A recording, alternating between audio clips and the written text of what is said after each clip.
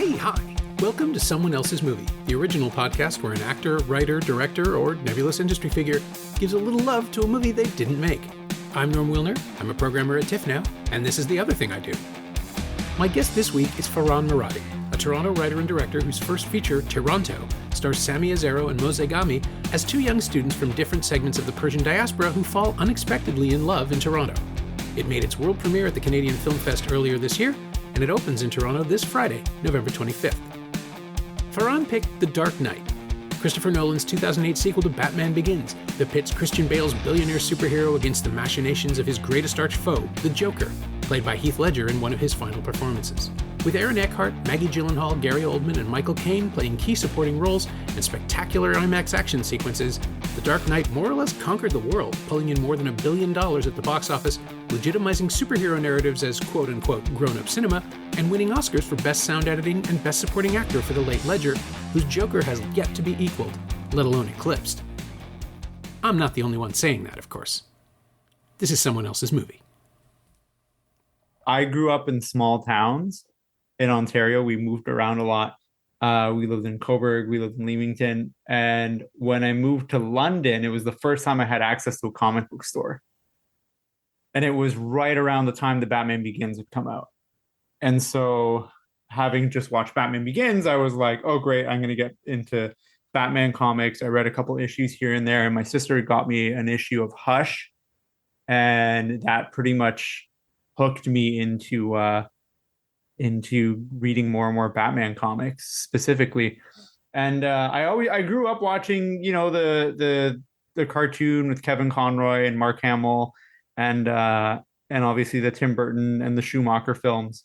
But at a certain point, I realized that the Schumacher films weren't what I thought they were. And I loved them as a kid, but as I got a little older, I realized that it wasn't as good as I remembered it being.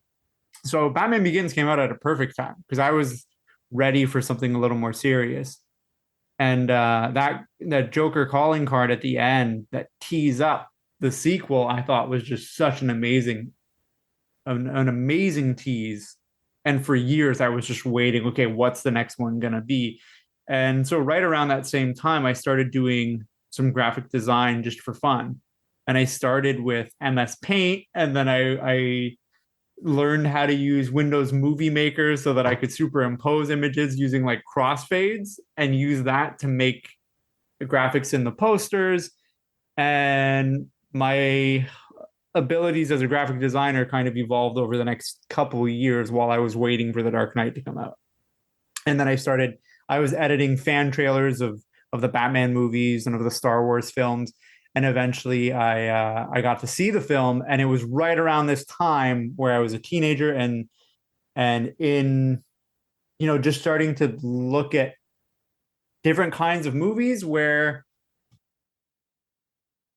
I don't know, where there were interesting themes in films. Like you'd be paying attention to cinematography, to the music, to the acting choices, the shot selection, and of course, they filmed a lot of the movie on IMAX, so I was starting to pay attention to cameras. So all these things that I never really paid attention to now as a teenager, I was paying attention to, and it really fueled my interest in film. And so I would say that the nexus event of me getting into film, you could argue, was probably The Dark Knight. Wow. I'm a little older, and so I have some distance on the hype, I guess. But I was in the center of it.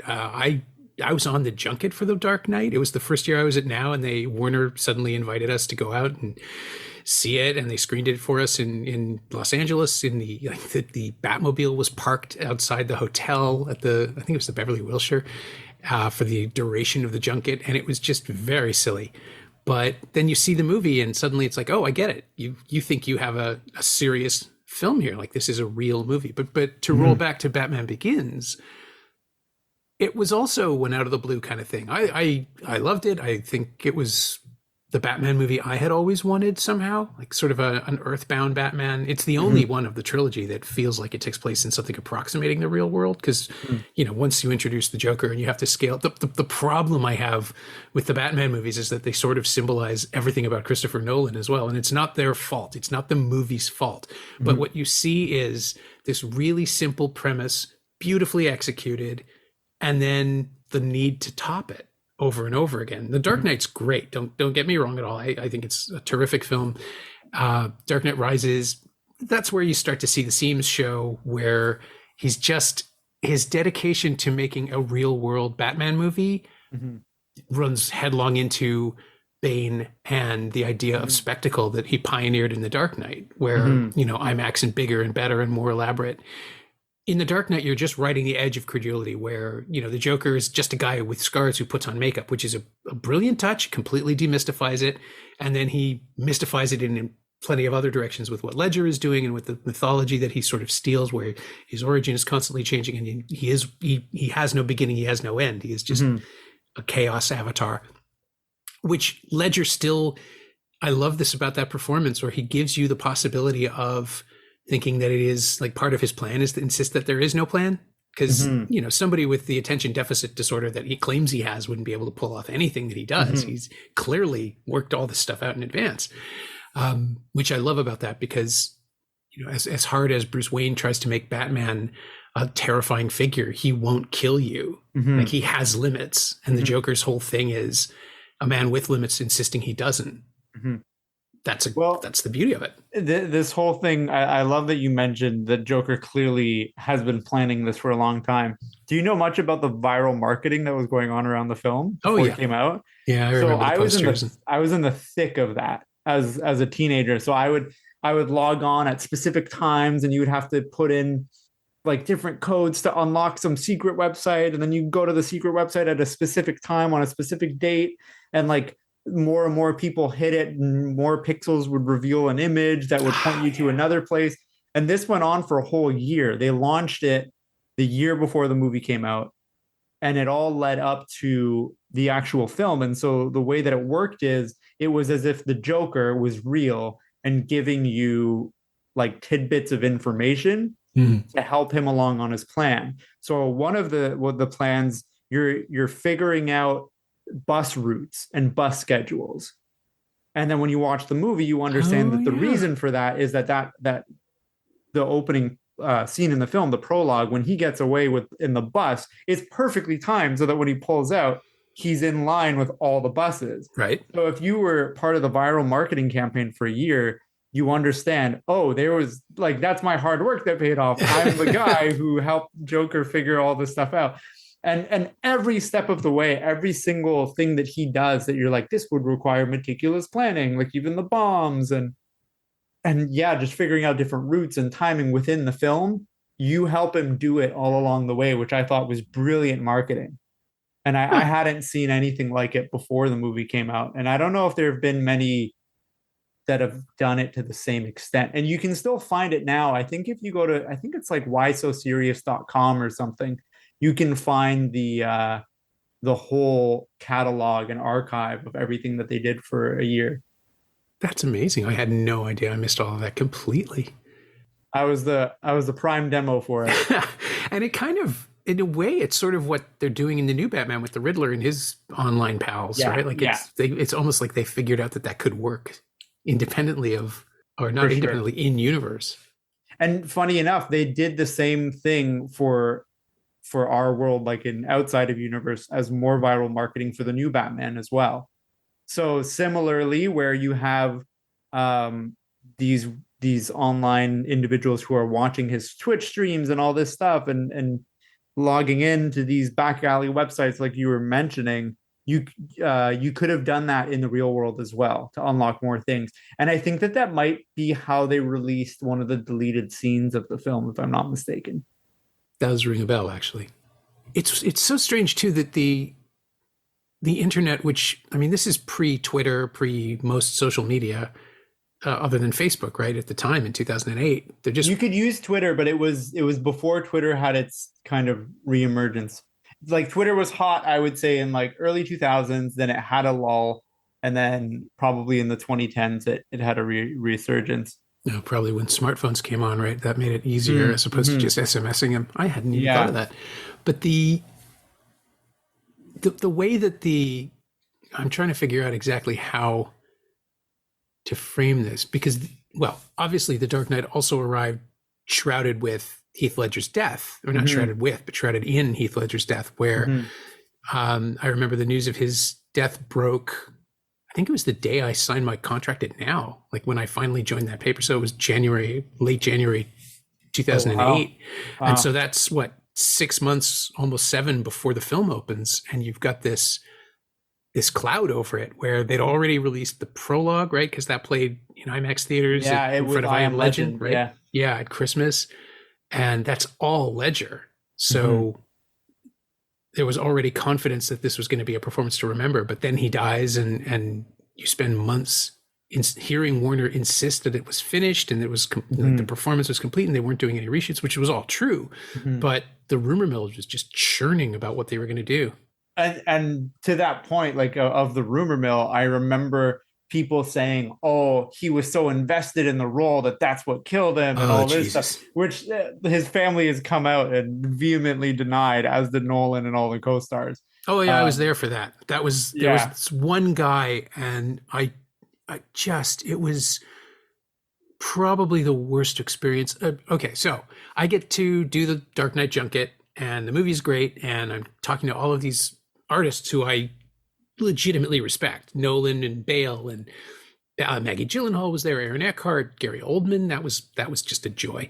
And it's roundtables. So, I'm in a room. They've packed in as many journalists per room as they can. I think there were 15 or 16. Like, they had to bring in more chairs. The place was filled with people. Wow. And they would usher in each talent, and we would sit with them for 20 minutes or however. And there was one guy, one of the other journalists, who just absolutely refused to stop asking questions about if, and this is a direct quote, if Heath Ledger was possessed by the Joker, and that's what killed him.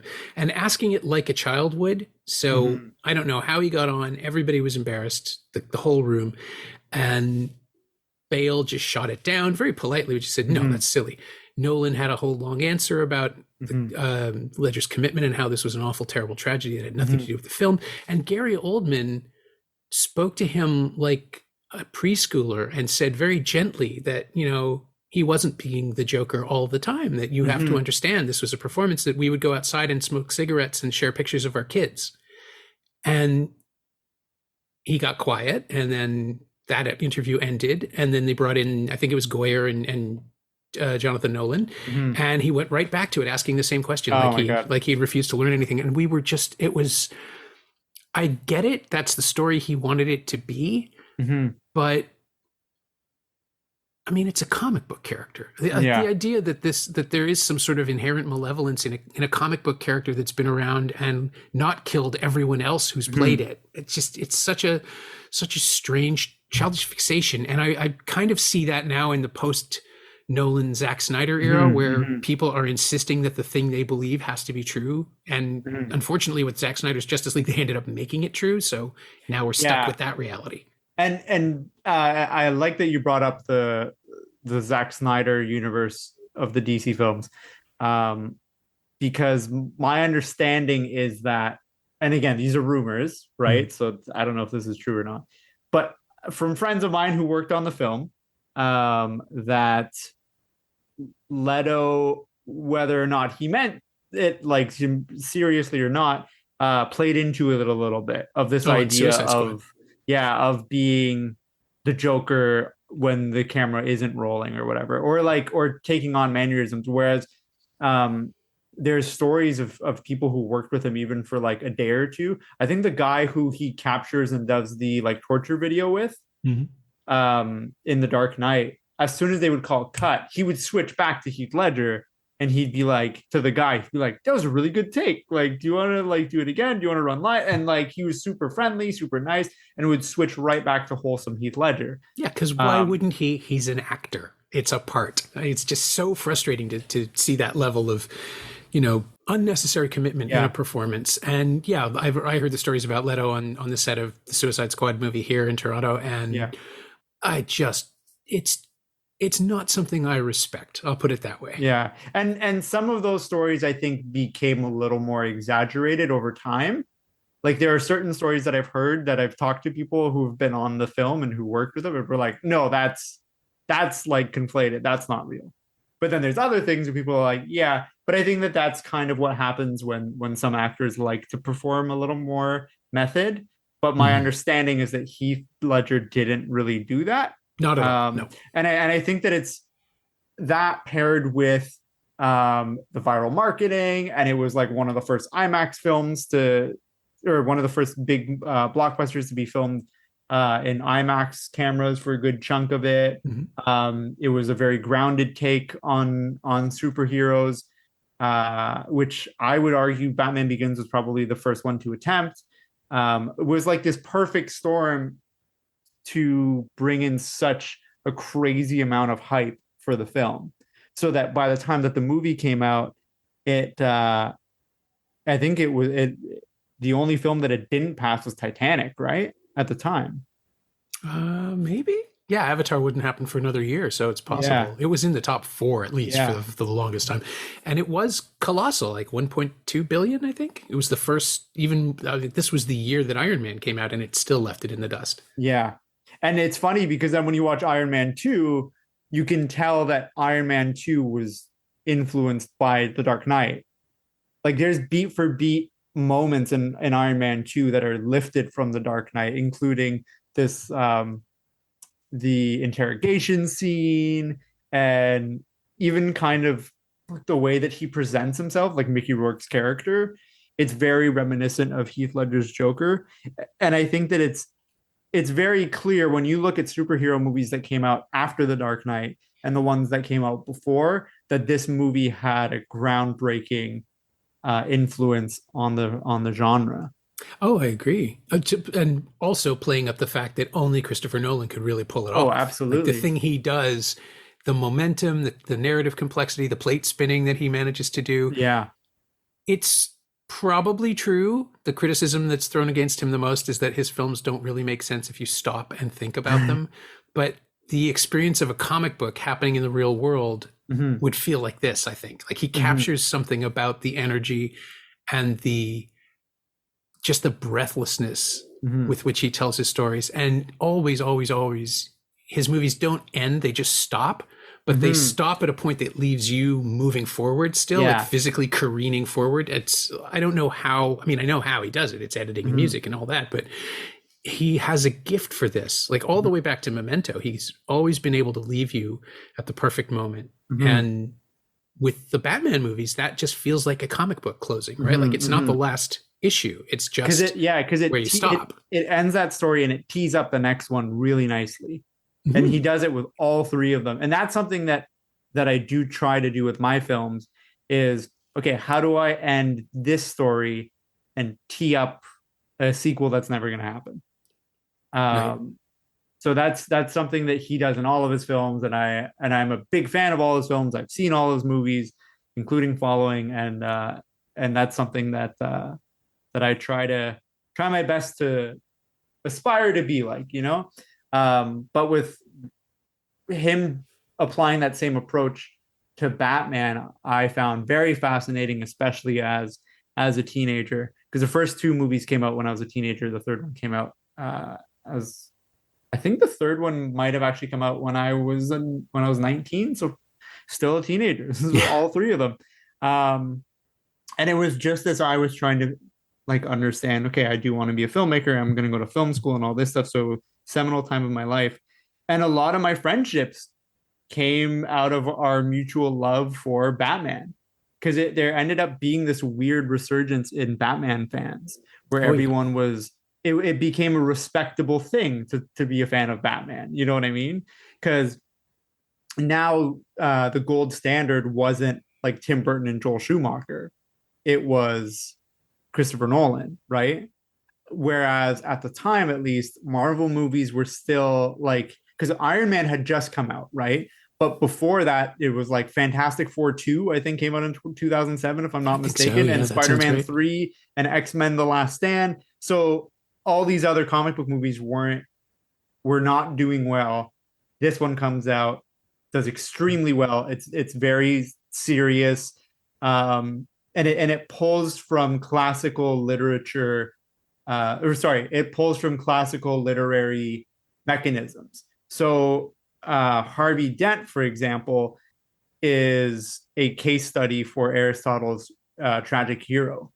Like beat for beat, he hits all the steps that you would need to have a tragic hero.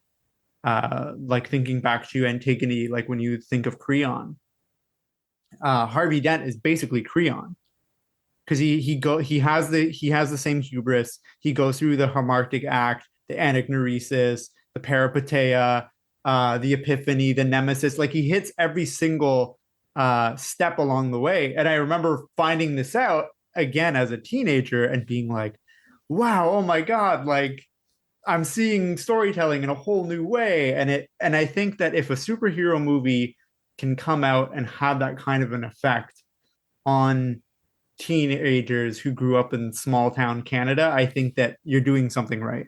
Yeah. I mean, well, it's George Lucas and Joseph Campbell, right? Like you find the texts and you find a way to work them into your story, because that way you're not only making it appeal to the broadest possible audience, because you're using tropes and archetypes and simple points. You're using time-honored tropes and arc. Like it's not just that these things are recognizable, it's that they're recognizable because they work. As opposed to stereotypes or things that are, like less healthy and helpful to your narrative. They're just something that's easy. This is building the spine of a story. And Harvey Dent isn't even the hero, right? Like that's the other thing too. He's the one, he is absolutely the character who goes through the most, and clearly comes out the worst for it. But by that interpretation, which I've always believed in, like the Joker wins, right? Because the Joker is out to destroy Harvey Dent, and he manages that. Very effectively. I would argue that Harvey Dent is the protagonist of The Dark Knight, because like what you just said, he's the character who obviously goes through the most agony. And if you go by the classical Greek definition of what is a protagonist, it's the character who suffers the most agony. So if you analyze The Dark Knight in a classical Greek storytelling mind, then Harvey Dent has to be the protagonist of The Dark Knight, which to me, you could make the argument that Harvey Dent is actually The Dark Knight and it's not Batman. Batman assumes the mantle of The Dark Knight because he ends up being the fall guy. But when you think about it, Harvey Dent is technically The Dark Knight, which I know Batman fans are going to crucify me for this. But I think that is the thesis of the film, or that's the thesis that's proposed at the end of the film, is that he pretends to be the Dark Knight at the end so that they can maintain the image that Harvey Dent is the White Knight. It was the pure. Yeah. I mean, it's also the end of Memento, isn't it? Right? Like, for your sake, Teddy, yes, I will. It's someone choosing, although in Memento, it's choosing to remain mentally unstable, like deliberately, or whatever it is he's convinced himself he has. And here it's Bruce Wayne willingly assuming the loathing and fear of Gotham. And also it's one of those things where, again, it doesn't make sense. Like by the end of The Dark Knight, there are just too many people who've seen Batman be the good guy over so much time that it just wouldn't land with Gotham. And the only way they make sense of it is in the next film, where it's like, oh, and then he went away. He went into hiding and he wasn't Batman for 8 years and it's driving him insane. Yeah. It works in the moment, right? Do you remember how long he was Batman for? I think it's something like 6 months, isn't it? It's a really short run. I think it's like, 6 months or 8 months or something. It's very brief, but it leaves a lasting impact on Gotham, which I find super cool. The thing that they never deal with, which I kind of love, is the immediate arrival of the imposters. That there are other Batmans running around bothering people and not helping. And presumably they didn't go away. So the one thing that's missing, I think, from The Dark Knight Rises is just a series of newspaper covers of Batman dead, Batman dead, Batman dead. Right, yeah. But, that's a joke that I don't think Nolan is willing to play. Well, I'd love to ask you because the original plan for Dark Knight Rises, it was supposed to include the Joker. Yeah, and there have been people have theorized what role he was supposed to play, but I don't think there's ever been a hard, fast confirmation on it. I'd love to know what your take is on, okay, let's say you're writing the Dark Knight Rises, you get a draft of it, you receive the draft that was given to you, Heath Ledger's alive, and you go, oh wait, we should put Heath Ledger in this. Where do you put him in the story? Well, I know that Nolan swore up and down on the junket that he wasn't planning a sequel. But I think that was also his stock answer. He always says that like when the movie's over, I can never imagine returning to this. I think he said it for Batman Begins too. And so he said that the original plan was to have the Joker around. He wouldn't necessarily be a player in every movie. He would be like, if they were creating, how did he put it? If we're creating a character that has the same legacy as Batman, or if we're inviting a character with the same standing as Batman into this world, then he can never leave. Ledger says it at the end, like, we're going to do this forever. And I think that was the concept, but I also think that it would have simply been him. Like, he'd be the Hannibal Lecter. He'd be the one who's Hannibal Lecter specifically in Manhunter, where he's incarcerated and he's cranky, but he's still making trouble. And I think the new film, the Batman, leans in that direction in the final scene, which I hated because you hated the final scene, or you hated the film? I hated the final scene in the Batman. It's completely unnecessary. I like the movie a lot. I love the idea, as I do in Batman Begins, of a Batman who doesn't really know what he's doing.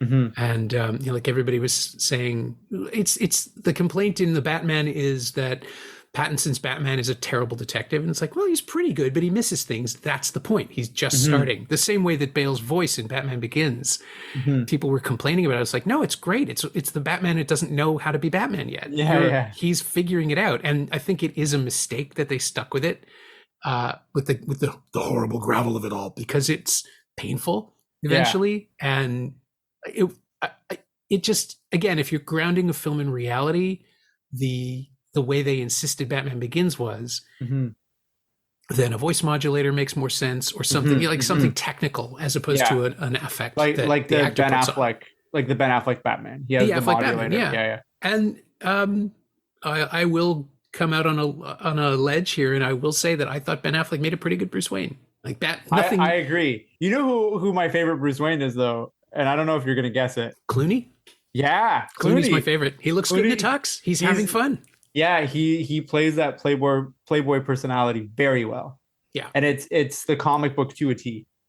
Yeah, and it's the Batman / Bruce Wayne dichotomy that I think I want the most, which is a Batman who enjoys pretending to be Bruce Wayne. And Bale hints at it here and there, especially in the Lamborghini scene in The Dark Knight. Yeah. Where he just gets out of the car and is a vacant idiot and is clearly having the best time. And I get it. In that conception, Bruce Wayne's not allowed to enjoy himself. Yeah. So you can't really have him have too much fun. But Clooney, absolutely, especially with the weird continuity of those 4 films where this is the same guy, has eventually reached a point where he's comfortable being Batman, but also enjoying sleeping around and fake drinking too much and just going to parties and throwing money around. Clooney was a great Bruce Wayne. Yeah, I think having like a bumbling idiot Bruce Wayne was a mistake, and it's one of my few complaints and criticisms with the Nolan Batman in The Dark Knight. Okay, yeah, I don't like the bumbling idiot Bruce Wayne because I understand it in Batman Begins, and I can forgive it because he's still trying to figure out who he is. And by the end of the movie, Alfred even makes it clear to him. He's like, you need to uphold your family's legacy. Right. Like, as the Waynes, they contributed a lot to Gotham, and you have a legacy to uphold. And so my thinking was, in The Dark Knight, he's going to be a little more upstanding. Do you know what I mean? And he's going to be more assertive in his position on things in public, but he goes back to the way that he was. He goes back to being like a bumbling idiot. He's a little less so because he still throws that party for Harvey Dent, and he delivers a really great speech. But I think he still kind of falls into that trap a little bit, which I didn't like.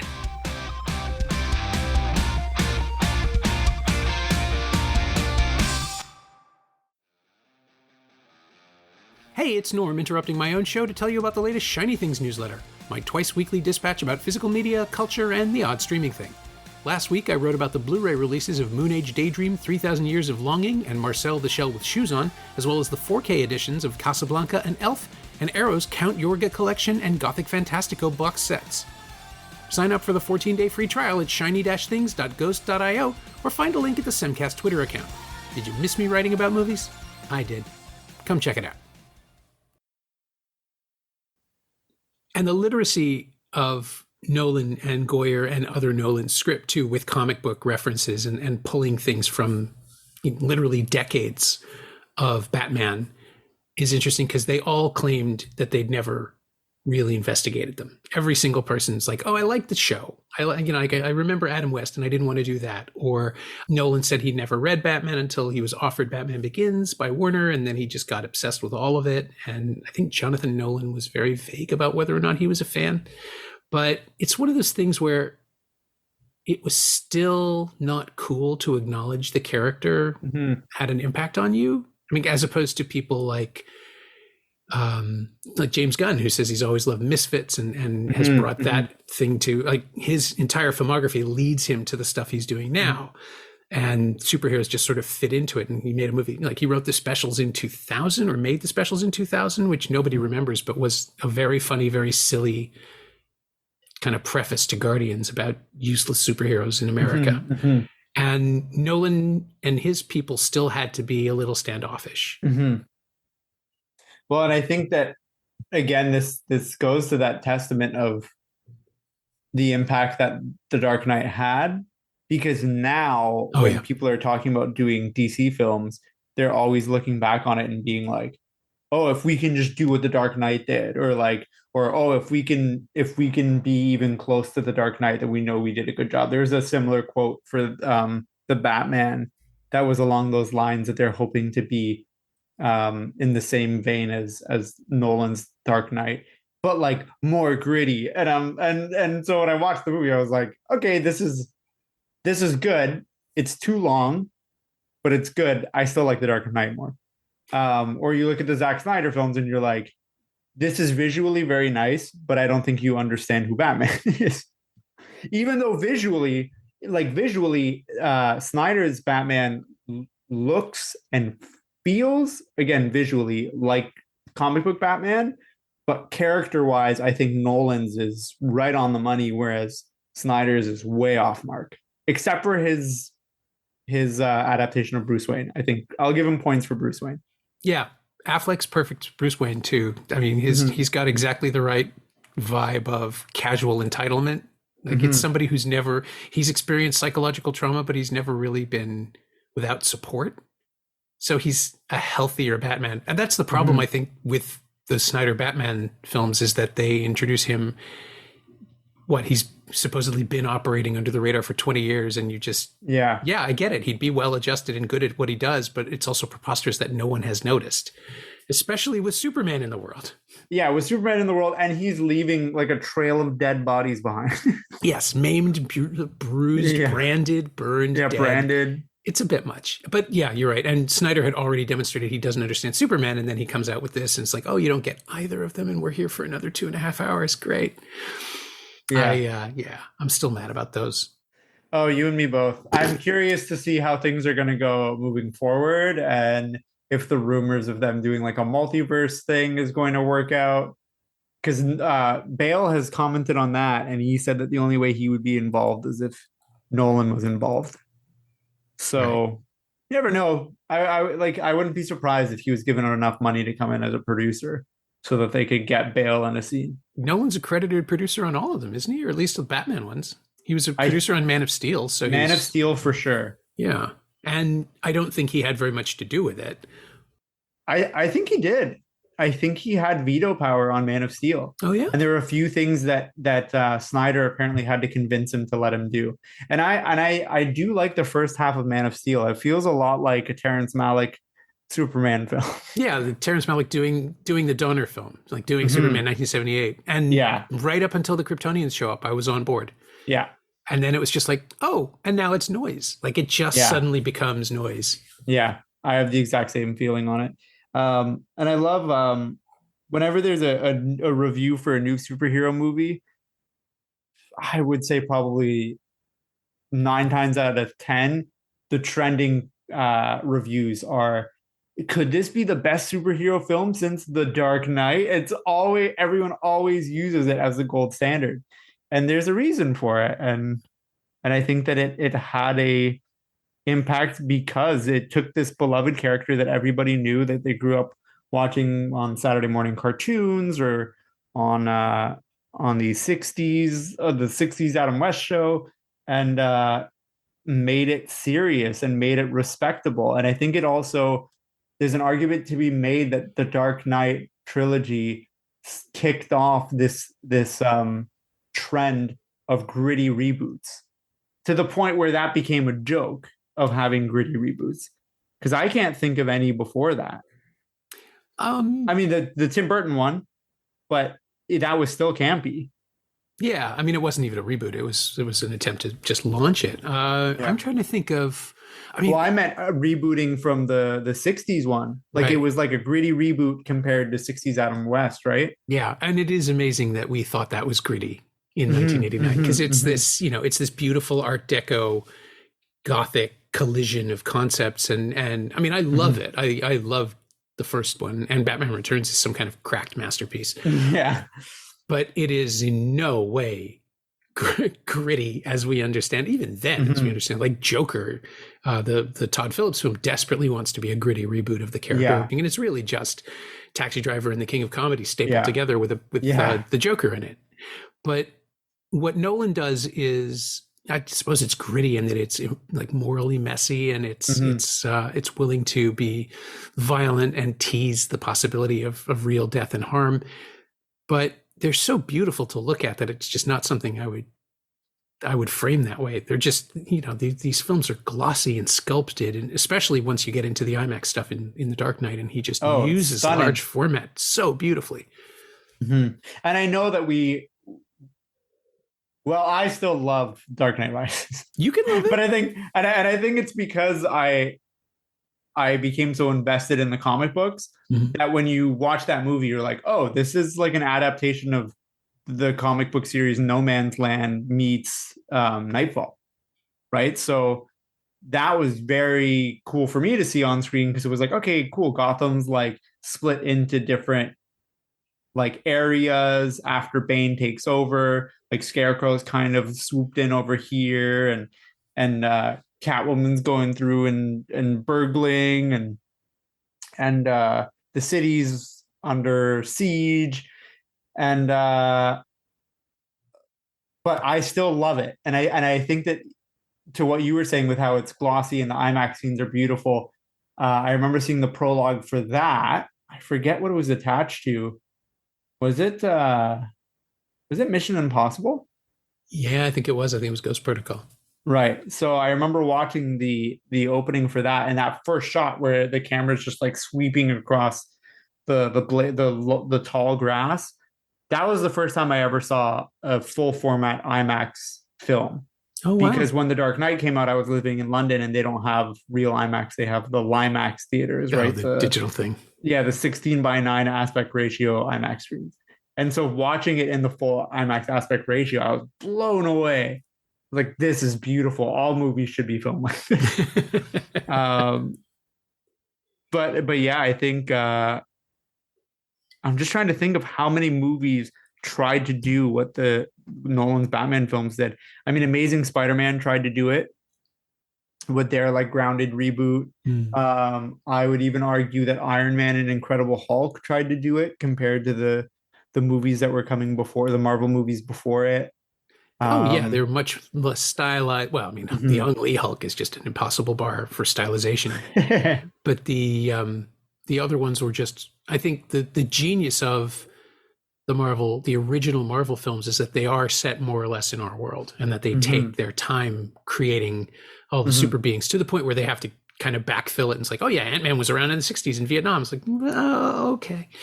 But in Iron Man, I mean, you've got literally a post 9/11 America. And that's something that even the Nolan Batman films aren't willing to sort of play with. Like, military stuff just doesn't factor into it. And then you have the same arguments going on about surveillance and privacy that were going on in America during The Dark Knight. Yeah. Because, obviously Nolan wants to make them contemporary and real world metaphors, but at the same time, you have a guy dressed as a bat with a private plane flying around. Yeah.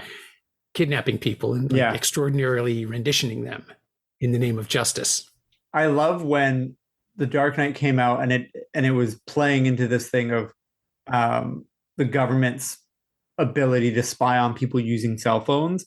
And it was I remember it being like a conspiracy theory at the time. And so when it was in the movie, a lot of people were like rolling their eyes and stuff. And sure enough, like a couple years later, it came out that the American government was doing that. And then there were all these memes and jokes online about how Batman must have invented this for the American government.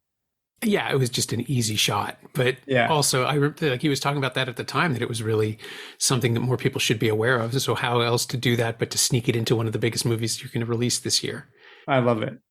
The other thing that Nolan doesn't get enough credit for is the ideas that he throws around, even though more often than not, they get drowned out by the noise of the action sequences, and not even noise. That's like his action scenes are so Or needless convolution, like Tenet with climate change.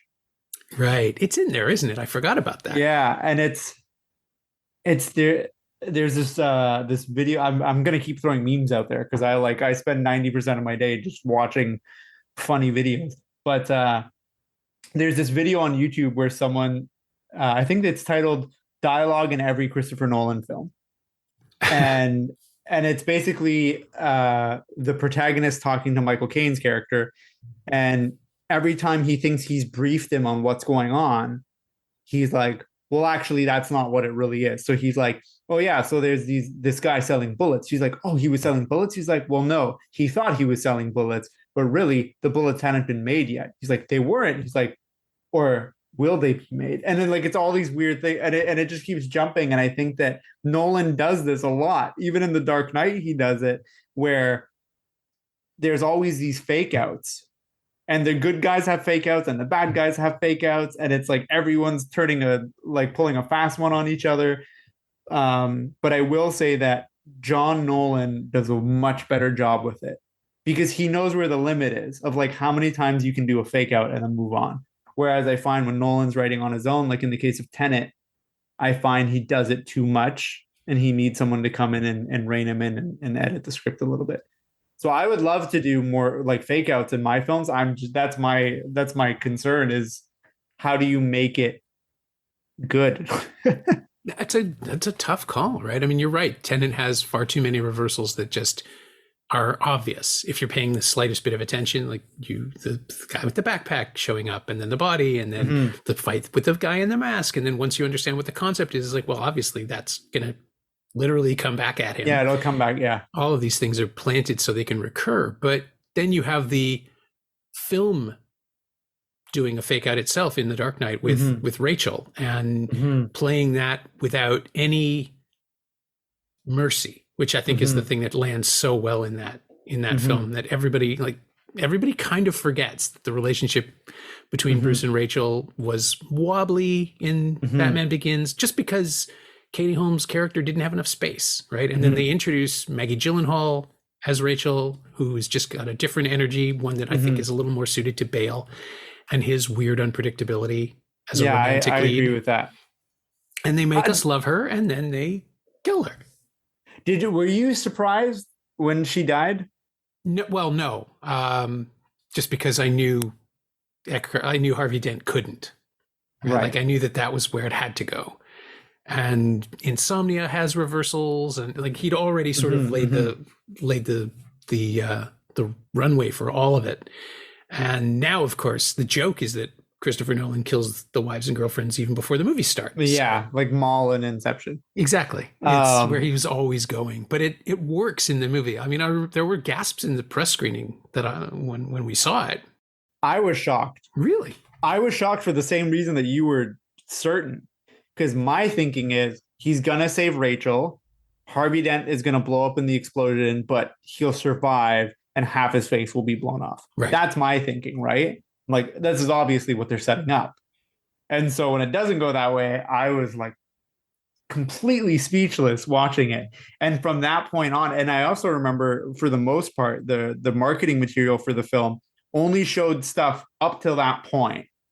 They showed very little after that point. And if they showed anything, it was frames, like frames long, not even a full second. And I know this because I sat there and I would download every single trailer that would come up for the movie, and I would recut them, and I would go through everything frame by frame, trying to dissect the movie and what does and doesn't happen or what might happen. And so from that point on, I was like, oh my God, like I have no idea where this movie's going. They killed the like main romantic interest, and now they've introduced Two-Face halfway through the movie. Yeah, I think the other thing that had me going that in that direction was that based on Batman Begins, there's no way that Batman gets to be happy. There's no way Bruce Wayne gets to have a woman who loves him. To the point where it kind of happens again in the first act of Dark Knight Rises, and it turns out that that's a big betrayal that's been coming all along. And the idea too that he gets to live happily ever with Selina Kyle in France somewhere, it's nice, but that's not who he is. Yeah. That more than anything else felt like a cop out from Nolan, just so he could bring in, the big reveal of Robin, which again is one of those things that's right there for the entire movie. There's nowhere else that could go, but he still makes it feel like it lands with such power because they've hidden the name and we've just not heard it. Did you hear the fan theory before Dark Knight Rises came out and before they showed it in trailers about how the third one was going to be a psychological thriller? I don't think I did hear that. So the idea was that The Prestige and Memento and Inception were teeing up and cluing to the fact that the third Batman film was going to be a psychological thriller where it's all about this psych ward patient named Bruce Wayne. Oh, God.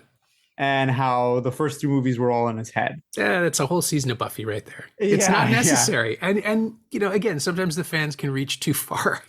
There was a theory. What was the last one? The one that I loved was when The Matrix Resurrections and John Wick 4 were apparently scheduled to release on the same day for a week. That's right. And someone was yelling that the end of The Matrix would be the revelation that John Wick is another layer of Matrix, and so we have to go into that. It's like, I kind of see where that could happen, especially with Fishburne showing up in the third one, but just don't, guys. It's not necessary.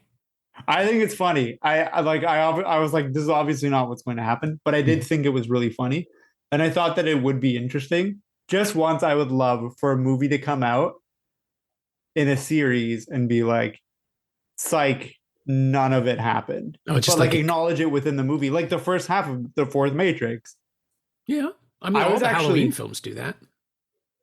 I haven't seen very many of them. I've seen the first one, and I've seen the reboot, the gritty 2018 reboot. Yeah, no, that one is, I think, the fifth Halloween film to actively erase the continuity of the seasons of the series. It just keeps happening, and now with the last three, they've ended it, but it'll start up again. These things make too much money not to. Yeah, for sure. Same for Batman, really. I mean, you can't exhaust this concept. Although Warner has now said, like James Gunn has pledged that they're not going to have Batman in everything and they're going to try to scale back a little bit. But how do you get away from one of the most successful characters in your stable? Yeah. I'm curious to see what they do with DC Comics because I was a huge fan of DC Comics. I read, and to be fair, I also read tons and tons and tons of Marvel comics. Sure. And one thing killed my interest in Marvel, and then another thing killed my interest in DC, like the comics. I have drifted away from comics a long, long time ago just because I'm not even sure. I think I just stopped for one reason or another in the 90s and started reading trade paperbacks here and there. But it's been simultaneously interesting and frustrating to try to catch up to some stuff and realize just how far away from the original concepts that I grew up on were. And that's the concepts I grew up on were 60s and 70s comics. And so that's still like two different iterations away from what they were at the start, at the outset. I mean, like in Detective Comics in 1937, Batman shot people. That was just his deal. Like we get away from that. And I remember people arguing with my review of Batman v Superman, saying that I was upset that Batman was killing people. It's like, well, he used to. It's like, yeah, but he doesn't anymore. You have to it's like arguing it's not who he is. Yeah, it's not who he's been defined as for so long. And if you're going to change it, you have to show me why. Like narratively, there has to be a reason. Not just a line of exposition. Right. And it can't just be that it looks cool. Yeah. And the other problem that you introduced there is, well, if this Batman kills people, why is Joker still alive? Why is Deadshot still alive? Why are all these bad guys still alive? You know what I mean? Also, how did he know that kryptonite would work against Superman? Because they also hadn't established that. Oh, yeah. We don't even start on the And I have a lot of issues with what DC has been doing. I really like James Gunn, so I'm optimistic. Um, I would love at some point to do some kind of superhero film, whether it be Marvel or DC, because I grew up on this stuff, right? Like I'm genuinely passionate about it. Star Wars is another one for me. That Star Wars is probably what made me realize that filmmaking was a career, and it was my love of probably the Dark Knight movies that made me start to put that into practice in a very small scale, um, but like writing fan films with friends or making my own posters or making my own trailers and things like that. So hey, if anyone from Marvel or DC or Star Wars is listening, like holler at me because I'm very interested. Which is it's funny because obviously Tehranto is nothing like that. well, I mean, I was gonna. Usually, the way out of the podcast is to ask, what is it that you've borrowed or stolen or full on just photocopied into your own film and your own work? And you had said earlier before we started recording that the montages in Tehranto are similar to the Nolan approach. But yeah, how do you do that on a very, very small, very, very restrained film? Mm-hmm. So for me, montages, yeah, like you just said, are a really great way to kind of pay homage to it and to learn from it. Something that Nolan does really well is he has these a through line of voiceover over top of montages, and that's something that he obviously got from Terrence Malick, and he's talked about this at length that he's very much influenced by the way that Malick makes his films and specifically talks about his montages. So you could also make the argument that I got this from Malick because I do also love Malick and I love Tree of Life and Dead Red Line, and both of those films do this quite a bit. But there's a number of montages in Tehranto, and a lot of them kind of harken back to that. There's one in particular in the third act of the film where there's one character who's writing and reciting poetry over a montage.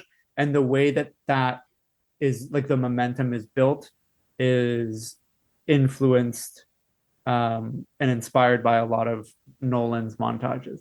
And also this idea of having a movie end by finishing a story and teeing up another one is also something that Nolan does all the time, like we talked about, and something that I like to do in all my films. And there was a version of the film where it ends and everything gets tied up very nicely in a bow. And I immediately went back over it. I was like, no, this doesn't work. It's not realistic. It leaves you just the movie ends. You're like, all right, that's the movie, you know? Whereas this way, even though it's a rom-com and it's supposed to be very accessible to as many people as possible, I think that it ending it the way that I did still tees up more to come, which again is taken from Nolan. And I think also taking a genre that is very accessible, in my case a rom-com, or in Nolan's case a superhero film, and embedding themes and character arcs that are influenced by histories with a little more depth, I think is something that I tried to do that Nolan obviously does. You know, he applies literary structures and themes, especially into his films, especially in the Dark Knight movie, where it is a very accessible genre as a superhero film. And I tried to do the same thing, making commentary on Iranians in the diaspora. And I guess you could also just argue immigrants in general, and talking about these thematic elements that are apparent in a lot of our lives. I don't try to show the film as very, black and white. Or the themes in the film are not very black and white. You have characters who kind of skirt different lines. And again, it's not like Batman who's like beating people like to a pulp, but then also pretending to be a superhero. But like you still have characters who, on the one hand, say that they are very pro-Iran, but then on the other hand, they give very damning comments of Iranians who are assimilated. And is that the right thing to do? I don't know. But different characters have different opinions of these things. And I think that the idea is that it inspires conversation. Yeah, it's like the central conflict of your film, really. I mean, beyond the romantic comedy stuff, there is that's the conversation that goes through from beginning to end. Mm-hmm. And it's the film is definitely a character piece before it is a rom-com, but it's wrapped up in a rom-com. And I think that The Dark Knight is similar in that regard, where it's this character piece. It's a character piece for Bruce Wayne and for Harvey Dent, and it's wrapped up in a superhero drama. And I think that it's brilliant because it takes these really deep stories and these very deep characters, and it presents them to a massive audience, right? Like thinking again about me being this 16-year-old boy in this southwestern Ontario who had never been interested in any kind of deep themes or interesting character structures, and being spoon-fed this in a mainstream medium. It's what I tried to do with Tehranto. I consciously picked the romantic comedy as a vessel to propose hopefully deeper concepts and deeper characters. My thanks to Faran Moradi, whose charming romantic comedy Tehranto opens this Friday, November 25th at the Cineplex Yonge Dundas and Cineplex Empress Walk Theatres in Toronto. It'll be available on VOD across Canada December 6th. Thanks also to Angie Power. She knows what she did. You can find Faran on Twitter at Faran Moradi, all one word, and you can find The Dark Knight on 4K, Blu-ray, and DVD from Warner Home Entertainment and streaming on Crave in Canada and HBO Max in the US. It's also available to rent or buy on various VOD platforms. As always, you can find me on Twitter at Norm Wilner, and you can find this podcast there at Semcast, SEMcast, and on the web at someoneelsesmovie.com. The first year of the show is still available for just $20 at payhip.com/Semcast.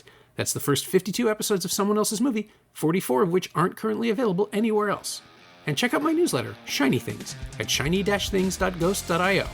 I think you'll enjoy it. Our theme song is by The Last Year. If you like it, or the show in general, please say so. Leave a review wherever you've been listening. Every little bit helps. It truly does. And check out the other shows on the Frequency Podcast Network while you're doing that. Stay safe, watch movies, wear a mask if you go out, get your booster when you can. I'll see you next week.